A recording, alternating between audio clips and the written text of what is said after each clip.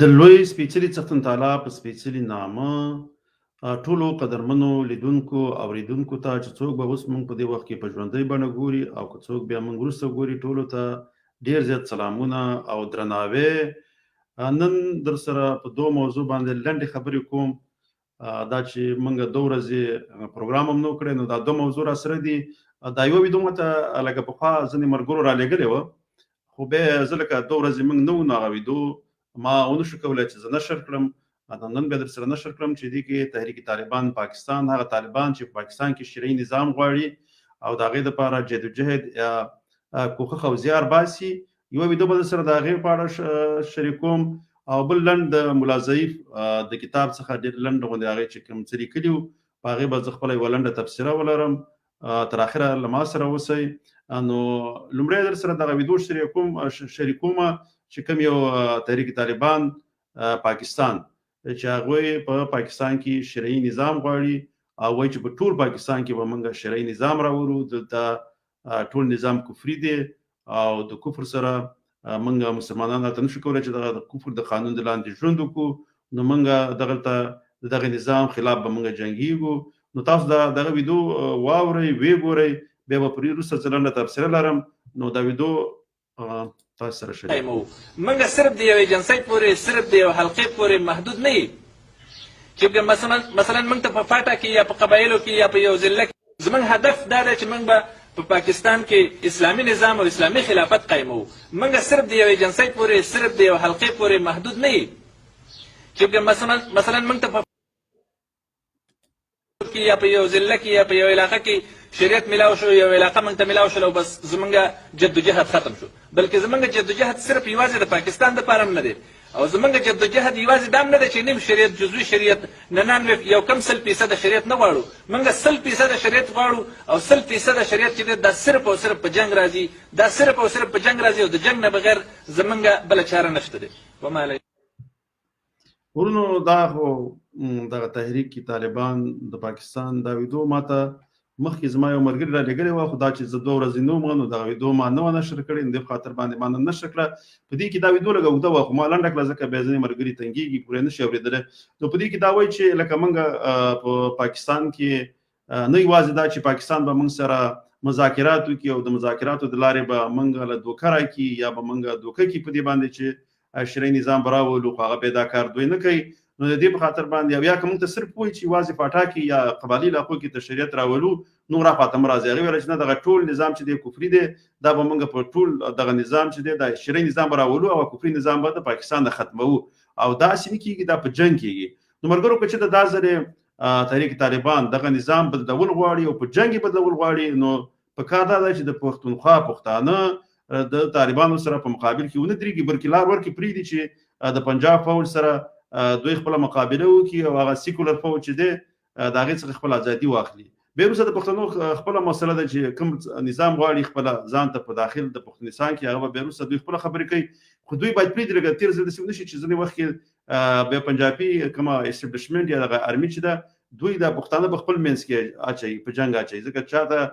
نېشنلستان وایي، چاته سیکولر وایي، او چاته بیا دغه طالبان وایي. نو دا باید پرېږدي، پښتانه پرېږدي، یو بل ته لاس ورکړي او پرېږدي چې تر اټکه پورې یا تر مارګلې پورې دوی خپل دغه امارت جوړ کړي او اسلامي نظام پکې راولي، ځکه دغه نظام د ټولو دپاره بهتره نظام دی او د دې سره په ازادي هم راشي، لکه لوی افغانستان به جوړ شي او یو مکمل لوی خودمختاره آزاده افغانستان به په همدې ډول باندې جوړېږي انشاءالله تعالی. دوی به پرېږدو. بل ځکه دا موږ ولې اسټبلشمنټ یا پاکستاني دغه کم نظام چې دی دې ته موږ اسلامي نظام نشو ویلی. ملګرو عبدالسلام ضعیف په خپل کتاب کې لیکي، وایي کله چې زه دوه لوړپوړو چارواکو یعنې د پاکستان دا ونیولم او دغه ته حواله کولم امریکایانو ته، نو په هغه وخت کې هغه کوم امریکایان چې وو دوی چې کله زه حواله کړم، دوی هلته ولاړو، وایي زه هغه امریکایانو لوڅ لغړ کړم او بیا ښه وډبولم، ښې ووهلم، او دوی ولاړو، وایي دوی د خولې نه یو څه نه و چې ورته نشو ویلی چې زموږ په مخ کې خو یې مه لوڅوه، بیا وروسته که تاسو هر څه کوئ هغه ورسره وکړئ. نو دا هغه بېغیرته خلک دي چې د ډالرو په مقابل کې خپل مسلمان ورور خرڅولی شي، نو دا په هېڅ باندې صرفه نه کوي، ځکه دې د تېرو څو لسیزو راهیسې د افغانانو په وینو باندې تجارت کړی دی او تر اوسه پورې لا کوي. خو باید طالبان خپل د افغانستان طالبان چې دي باید په دې وپوهیږي چې دوی سره به دوی هیڅکله دغه خپل په صحیح طریقه به ورسره نه ځي ځکه چې دا پاکستاني اسټابلیشمنت چې دی دا همیشه دوکې کوي دا ګوري چې تر څو پورې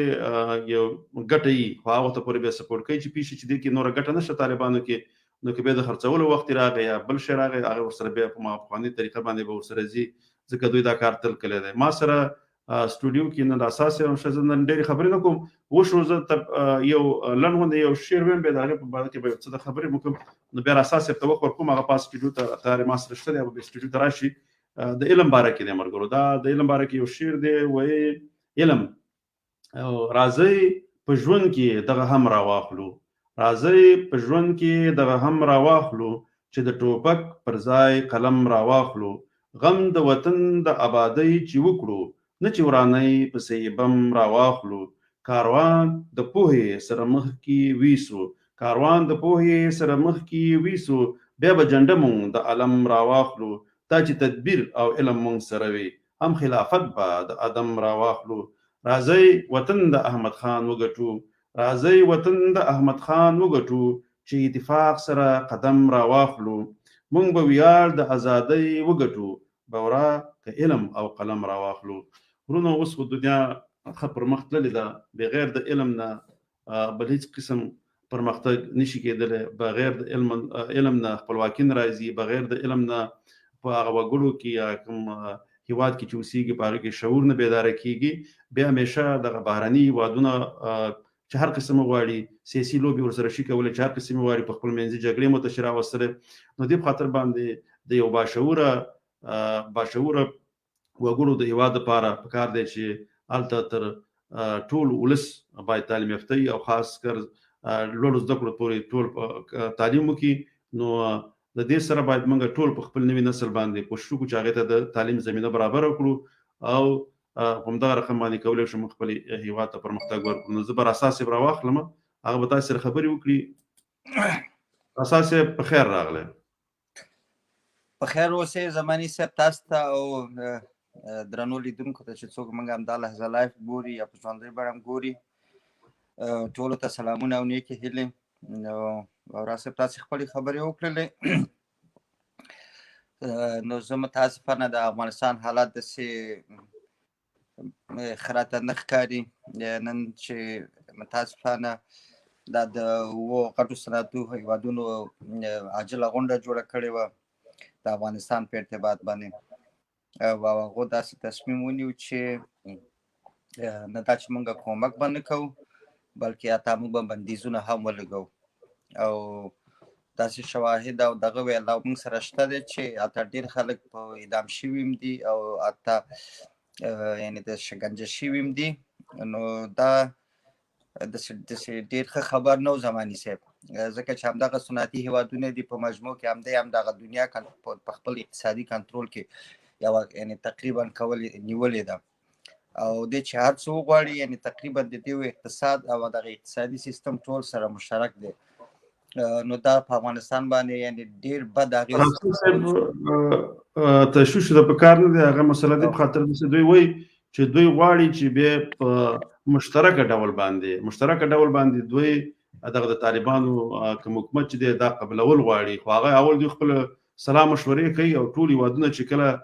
سلام مشورې ته ورسېدل غربي او امریکا هیوادونه چې دي کوم غربي هیوادونه چې دي نو بیا په دغه وخت کې دوی بیا کولی شي چې دغه طالبانو حکومت په رسمیت باندې وپېژني خو هغه پورې صبر کوي چې دوی خپل حکومت هم جوړ کړي یو بل زه درته لنډ غوندې یو جواب د کومنټ والا ته ورکوم بیا وروسته سره زه خبرې کوم وایي تاسو که پنجاب سره دښمني کوئ نو اردو کې ورته وایه که پښتو کې وایي نو بیا به جواب میلاویږي ولي الله ورور مې دی ولي الله وروره د څه دی که ته د پنجاب میډیا وګورې نو هغه پښتنو ته لګوي دی هغه ورته په اردو ژبه کې لګوي ښه په هماغه اردو ژبه کې ورته لګوي او دا څه چې میډیاګانې ته به ګورې که نه جیو نیوز شو دا ARY شو دنیا شو ایکسپریس شو دا تا ته به ټول معلومي ځکه ته خو مالته اوسېږي دا ټول په اردو کې لګیا دي او همدغه اردو باندې تفسیرې کوي او تاسې ټول ورباندې پوهېږئ د ګلخانانو او د نورو پښتنو ذهنونه خرابوي او په هغې کې ورته زهر شیندي نو هغه خو په خپل اردو باندې لګیدي هغه دې پیږي چې د افغانستان پښتانه خو لکه د هغه جبه اردو نه درته خو نه پیږي نو زه مرتبط خپل پښتنو ته لګیم هغه مثلا د ګلخانان برند واش کول غواړي نور څه مقصد نه دی ځکه هغه بس هغه چې هغه کمی تفسیری کوي هغه دې په خاطر باندې کوي اساس څه دا یو بل کومنټ هم دی دا ګران سیبرا لګري دا به ویو به وروسته دغه کو دې کې بالکل په دې خپل شعر کې خاصه پیغام شتون لري د هیواد د آبادی او پرمختګ عمده اصل علم او پوهه ده نړیمن ګران سیب راساس تاسو پر تفسیر ته دوام ورکړئ نو او زه هغه خپل خبره تر اعظم زماني سیب دا هدف دلته د دینه دا ده چې صحیح ده د دې خو ټول همیشه د اقتصادي پروګرامونو او د سیاسي پروګرامونو سره تړلي دي د کې شک نشته ده ولدې چې وغواړي هغه څه کوي ګنې دا دومره نه مو کېدای شي دا طبیعي خبره ده کېدای شي شاته چې ولې دا خبره زه دې خاطر کوم چې افغانان باید همیشه ویښ او بیداره اوسي د دې خاطر چې د همسایه‌ګانو د ښکار نشي د سیاست کاری نشي د اقتصاد کاری نشي نو زه هغه ستاسې مخکنۍ خبر سره بالکل توافق یم چې باید موږ همیشه په دې باندې باید ډېر دغه ولرو چې زمونږ اولادونه زمونږ لورګانې زمونږ یو ډېر دروند مېلمه دی الله دې وکړي چې اوس هم که زمونږ پروګرام کې شامل وي هیوادوست صاحب دی یوسف هیوادوست صاحب ډېر یو فرهنګي شخصیت دی راډیو هم لري او ډېر زیات مخکې یوه مجله هم چلوله د پښتو ژبې دپاره ډېر زیات کار کړی هغې سلام راستولی د سلامونه زماني صاحب ستړي مه شئ یوسف هیوادوست صاحب دی یوه ورځ به د خیر سره دا خپل پروګرام کې مېلمه کوو بلنه به ورته ورکوو چې راشي موږ سره په دغه پروګرام کې برخه واخلي تاسې خپل پروګرام ته دوام ورکړئ ځکه چې دا مال چې بیا لاړ نشي ځکه هیوادوست صاحب خو زموږ ډېر معزز شخصیت دی په موږ ډېر ګران دی نو زه تاسو خپل خبر ته راساسې دوام همیشه زماني صاحب په افغانستان کې کله چې د حکومتونه راغلي دي کله چې دغه سیاستمدارانو یا کمې دغې چې کړي دي کم هدف یې ځان رسولی دی په مجموع کې یعنی هغه شخصي دغو ته ډېر زیات توجه شوی دی ولې خوشبختانه اوس په افغانستان کې د نوی نسل تعلیم تربیې د تحصیل سره د ټکنالوژۍ سره د نننۍ دنیا عصر سره بالکل آشنا دی او دې تر ډېره حده پورې ډېر زیات دغه یعنی یو درک او هغه د ښو او بدو توفیر شي کولی ولې بدبختانه چې زموږ همسایه‌ګان او په خصوصا پاکستان پنجاب زه یادوم او ایسای هغې چې کمې پروژې غواړي په افغانستان کې ځکه چې افغانستان چې یو ضعیفه ملک دی چې 40 کاله پکې جنګ دی هر څوک غواړي چې په اسانه شکل د افغانستان نه استفاده شي کولی زموږ همسایه‌ګان نو هغو ته هم دغه چانس و او دا د دې خبرې موږ هدف همیشه زماني صاحب دا دی چې موږ پښتانه باید رایښ شو موږ باید د علم د فرهنګ زمونږ یعنی دغه ټول باید داسې یو حالت راشي چې زمونږ یعنی یو پښتون باید بې سواده موږ ونه لرو تاسو تفسیر هم کوئ زه به کې یو کومنټ هم لولم ته به بیا دوام ورکړي صحیح ده اوس بالکل تاسو کومنټ هم ولولئ بیا به زه نورې خبرې هم کوم خو د مینس کې به پروګرام خپل کېږي پاکستان کې اسلامي نظام راتل ضروری دي ځکه چې موږ نه غواړو چې دوی په ور کې وسوځي د دوی مقصد دا دی چې دوزخ په ور کې وسوځي ځکه د اسلامي نظام ډېر ضروري دی وسوځي په ور کې وسوځي د دوی د اور نه د بچ کېدو لاره همدا ده چې طالبان پکې اسلامي نظام راولي